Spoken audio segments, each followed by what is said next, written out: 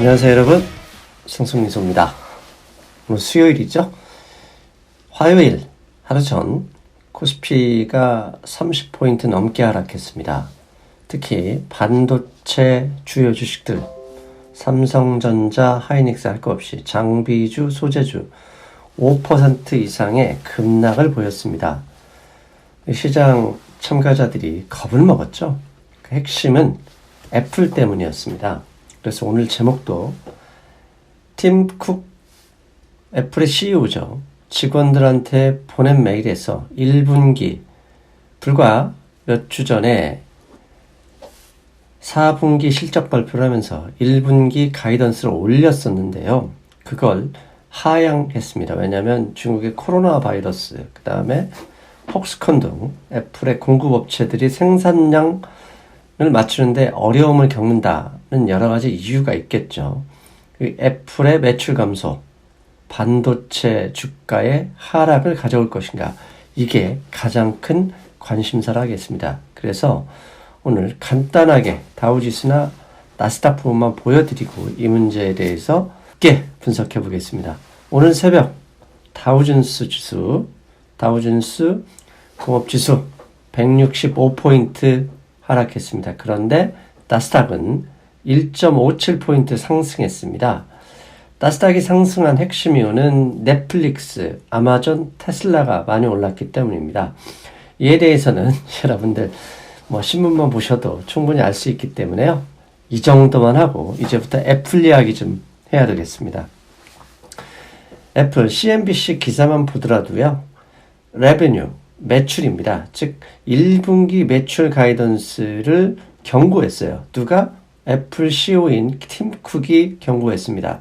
그 이유는 프로덕션 딜레이, 생산 차질, 그 다음에 중국의 코로나 바이러스로 인한 weak demand, 중국 수요의 감소를 예상한 거죠.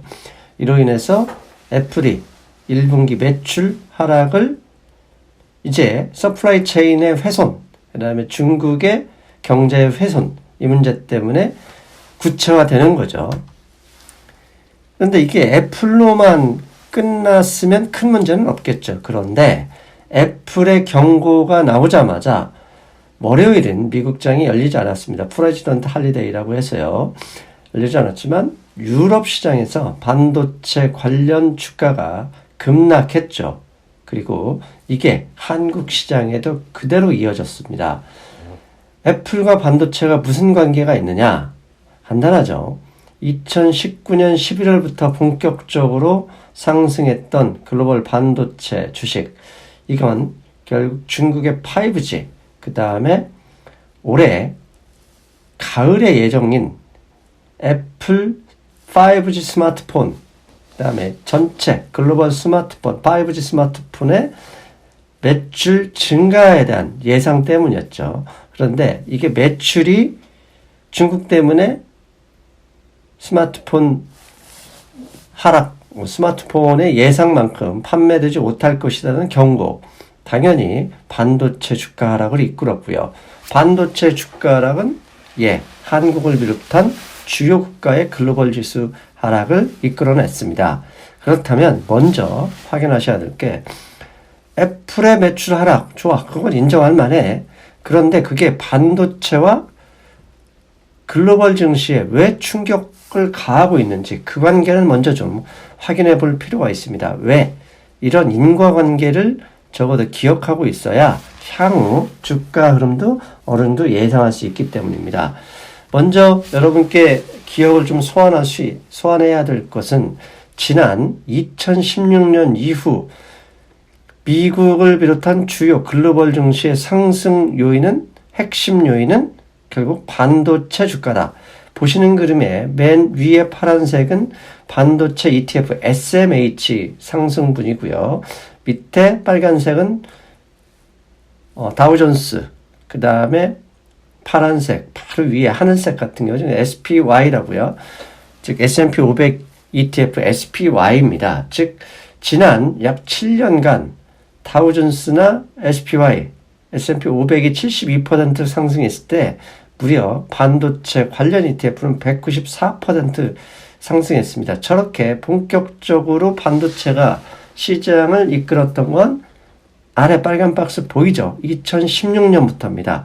2016년이 왜 저 때부터 반도체가 본격적으로 상승했느냐? 2016년에 이세돌 알파고의 바둑대전 그 이유 때문이죠.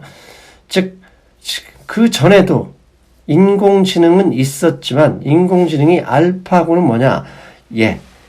머신러닝이죠. 기계가 스스로 학습해서 진보, 발전한다는 그 등장 이후에 인공지능이 시장의 전면에 나타났죠. 인공지능은 곧 데이터가 중요하고 데이터를 저장하는 곳은 클라우드 시스템이다. 데이터의 저장, 클라우드 시스템은 결국 반도체 기반에서 이루어진다. 그러므로 반도체 주가가 본격적으로 글로벌 증시를 상승시켰죠.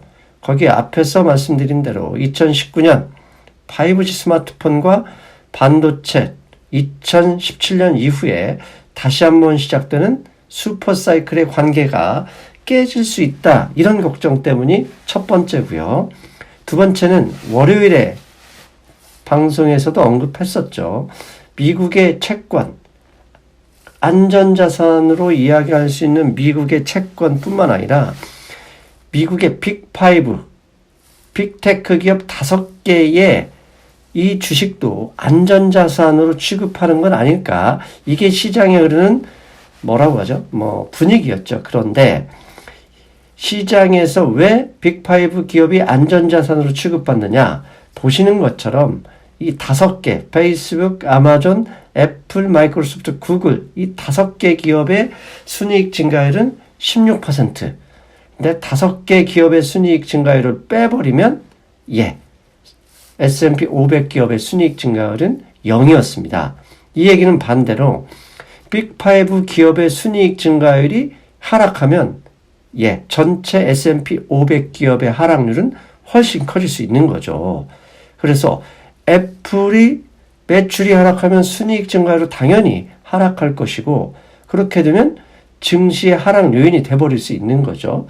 빅5 기업이 증시의 상승을 이끌었다. 반대로 빅5 기업의 하락은 증시 하락을 그대로 끌고 나올 수 있는 거죠. 그렇기 때문에 애플의 매출 하락은 증시 하락 요인이고 이 애플은 결국 중국과의 서플라이 체인, 중국에서의 아이폰 생산량 감소, 이 모든 게 연결되는 거예요. 특히 이게 미국만의 이야기가 아니라 보시는 그림은 맨 위에 가장 급격하게 상승한 게 월드 테크놀로지, 월드 기술주입니다. 근데 월드 기술주라고 해봤자 결국 핵심은 빅5죠. 저 빅5에서 기술주를 빼버리면 미쳐 거의 상승률이 없더라. 즉 기술주가 하락하면 전 세계 글로벌 증시에도 바로 직격탄이 될 수밖에 없다는 걸 보여주는 거죠. 상황이 이렇다 보니 그제 새벽, 오늘 새벽 죄송합니다. 필라델피아 반도체 지수 지금 거래량이 급증하고 있습니다. 오른쪽 박스 보이시죠?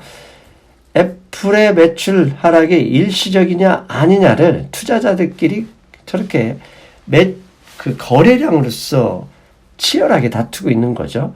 투자자들이 불안한 거죠. 즉 이건 일시적일 것이다 하는 사람은 사는 것이고 아니야 이거 일시적으로 끝날 것 같지 않아 라고 하는 사람은 매도하는 거죠. 그게 거래량으로 나타나고 불안 심리가 거래량에서 그대로 확인된다. 이것뿐만 아니라 변동성 지수죠. 지금 변동성 지수가 1월 들어서 코로나 바이러스의 문제에도 큰 문제 없이 상관없었는데 2월 들어서 글로벌 서플라이 체인 붕괴 가능성, 글로벌 서플라이 체인의 훼손 가능성이 점점점 올라오면서 저렇게 변동성 지수가 올라오는 거죠. 변동성 지수가 상승한다. 결국 주가의 하락 요인이 되는 거죠. 여기에 애플의 스마트폰, 중국에서의 스마트폰 그 판매량이 실제로 하락할 만한지 블룸버그에 조사했는데요. 맨 왼쪽 보면 검정색은 작년에 코로나 바이러스 일어나기 전에 예상했던 수치고요. 파란색은 코로나 바이러스 때문에 저렇게 판매량을 조정한 겁니다. 그런데 1분기에 많이 줄었죠. 그리고 2분기에도 줄어들 것이다. 3분기에는 그나마 예상과 부합할 것이고 4분기에 늘어나긴 해도 조금밖에 늘어나지 않을 것이다. 그러면 전체적으로 보면 어떻게 되죠? 전체적으로 보면 작년에 예상했던 것만큼 스마트폰, 5G 스마트폰, 전체 스마트폰 중국 시장에서 판매량이 그렇게 늘어날 것 같지는 않다. 이런 두려움이 있는 거죠. 하지만 한 가지 하반기에 늘어나는 양이 상반기에 감소하는 양보다 훨씬 크니까 충분히 만회할 수도 있다. 그런 현재 예상은 그나마 좀 남아있죠. 그리고 어제 한국 시장이 오늘 미국 시장 주가는 그렇게 많이 빠지지 않았잖아요. 나스닥 같은 경우는 플러스 냈으니까. 근데 한국 증시에 왜 그렇게 큰 직격탄을 때려버렸느냐.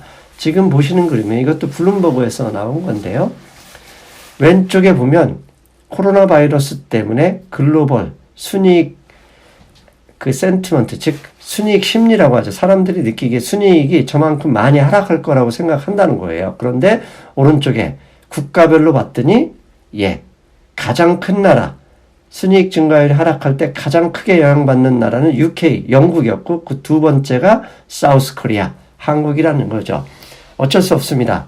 중국발 코로나 바이러스, 그러면 아이폰, 애플 반도체 영향을 받으면 가장 크게 영향을 받는 건 한국이기 때문에 어제 증시가 그렇게 요동을 쳤던 것이죠.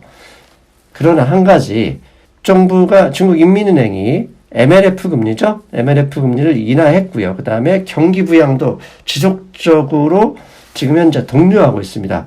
그것 때문에 중국의 상하이 지수는요, 연휴 직전에 하락폭을 다 만회했어요. 그렇다 하더라도 이 모든 걸 감안해도 중국의 GDP 축소를 인정할 수밖에 없어요. 그런데 전 세계 경제가 중국만 구성되는 게 아니죠. 미국은 최근에 지속적으로 하락하는 채권금리 때문에 오히려 경제가 좋아질 분위기가 되고 있다는 거, 그 점을 잠깐 좀 언급해야 되겠습니다. 최근에 30년 만기 국채금리가요, 계속 하락해서요. 오늘 원래 장 시작 전에는 1.90포인트까지 하락했었어요. 그런데 이 위험 신호라고 하나요? 위험에 대한 두려움이 개선이 되면서 조금 반등에 성공해가지고 30년 만기 국채 금리가 얼마로 했는지 잠깐만 확인해 볼게요. 2% 위로 올라왔습니다. 왜냐하면 장 시작 전까지는 1.90까지 떨어졌던 게 올라왔고요. 다행스러운 점 중에 하나는 독일과 프랑스의 10년 만기 국채 금리는 플러스로 전환했다는 거. 이게 시장이 좀 긍정적인 신호를 보여주죠. 이렇듯 하락하는 미국의 채권금리, 이건 30년 만기 채권금리는 모기지 금리와 그대로 연관되어 있죠. 모기지 금리가 하락하다 보니 어떤 일이 벌어졌느냐. 미국의 주택시장 붐이 살아나고 있습니다. 지난 2007년 서프라임 붕괴된 이후에 건 13년 만에 주택시장이 저렇게 활성화되고 있고, 특히 11월, 12월, 1월, 2월에는 좀 더 거래, 그 다음에 주택 심리 지수가 확연히 좋아질 가능성이 있는 거죠. 저렇게 주택 시장 붐이 진행이 되면 당연히 소비 증대로 이어질 수 있다. 이 점은 긍정적인 신호다. 중국이 당연히 GDP 축소가 예상이 되긴 하지만 그나마 중국 정부의 강력한 부정책 플러스 미국 시장의 주택시장, 미국 주택시장의 붐이 소비 증대로 이어질 가능성, 이 부분을 우리가 긍정적으로 봐야 될 것이다. 그렇다면 이 모든 게 여기서 끝나냐? 그러진 않죠. 이제부터 애플이든 반도체 주가든 안정이 될 것인가 다시 상승으로 갈 수 있느냐는 이제 중국에서 중국에서 발표할 숫자를 주목해야 됩니다. 특히 지금 현재 조금씩 공장이 재개되고 사람들이 돌아오고 있는 상황에서 코로나 바이러스의 충격, 이게 진정되는 기미가 나오느냐, 아니면 다시 연쇄적으로 재발 가능성이 높느냐, 이걸 주목하고 있어야 됩니다. 그래서 앞으로는 중국 정부가 발표할 감염자, 사망자 숫자, 이 부분을 주목하기도 해야 되는데, 한편으로는 중국 정부 숫자를 별로 신뢰하지 않고 있다는 거, 이게 문제가 되죠. 그나마 이제 중요한 변수 중에 하나가 무엇이냐? 중국 양회입니다. 원래 3월 초에 중국은 매년 양회라는 중국 최고의 정치 행사이며 최고의 권력기관 회의인 양회가 개최되는데요. 이게 연기될 가능성이 높다는 뉴스가 어제 나왔습니다. 이게 연기하느냐 마느냐 24일에 결정된다는데요. 이게 왜 중요하느냐? 만약에 연기된다면 중국의 최고 정치 지도자들이 모이는 걸 꺼려한다. 왜? 그만큼 코로나 바이러스의 문제가 심각하다는 게 밖으로 보여지기도 하고요. 못 모이는 거 봐라. 얼마나 무서우면 이 지도자들이 피하느냐. 이렇게 심리적으로 확산될 수 있는 것이죠. 그래서 24일에 만약에 연기가 된다 그러면 주가 한 차례 다시 하락 조정 피할 수 없을 가능성이 있고요. 그대로 실시한다 그러면 시장에 안심 신호를 주는 것이다. 이렇게 우리가 판단할 수 있겠죠. 이 뉴스가 어제 아침에 나오면서요. 한국 시장이 급속하게 빠지기 시작했다는 점도 감안해야 될 겁니다. 그나마 이런 상황에서 금융시장에 위안을 줄 수 있는 몇 가지가 있습니다. 첫 번째는 한국에서 어제 아침에 나왔었죠. 미국 정부가 화웨이 기업의 반도체 판매를 제한하도록, 그러니까 허가받도록 규정을 강화할 가능성이 높다는 이 뉴스가 나왔어요. CNBC를 통해서 나와서 모든 앞에서 했던 뉴스들이 다 합해서 한국 증시를 억눌렀죠. 다행인 건 미국 증시, 미국 금융시장에서는 이거 가능성 낮다고 판단하고 있습니다. 특히 대선 전에는 이런 일이 벌어지기 어렵다. 트럼프 대통령이 이 뉴스에 대해서 트윗을 통해서 이야기하지 않는 걸 보니까 허가하지 않을 것이다. 이런 뉴스가 나와서 그나마 안심이 되고요. 이걸 반영이라도 하듯이 보시는 것처럼 필라델피아 반도체 지수가 그렇게 많이 하락하진 않았습니다.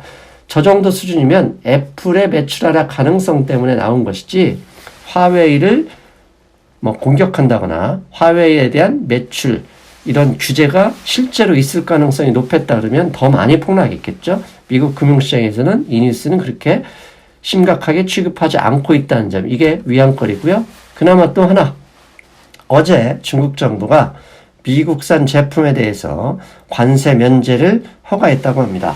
즉 미국산 제품 많이 사와라. 이 얘기는 지난번 페이지 1에서 서로 약속했던 거, 코로나 바이러스로 인해서 이게 딜레이 되지 않을 가능성이 높다. 미국 정부가 원하는 거죠. 이런 두 가지 정도의 안심할 수 있는 소식이 있어서 그나마 위안이 된다. 그러므로 여러분, 제가 말씀드리는 거 항상 반도체 주가가 하락할 때는 부지런히 분할 매수로 접근해야 된다. 왜? 강물은 결국 바다로 향해 흘러갈 수밖에 없기 때문이다. 아셨죠, 여러분? 저는 목요일에 뵙겠습니다. 여러분, 안녕.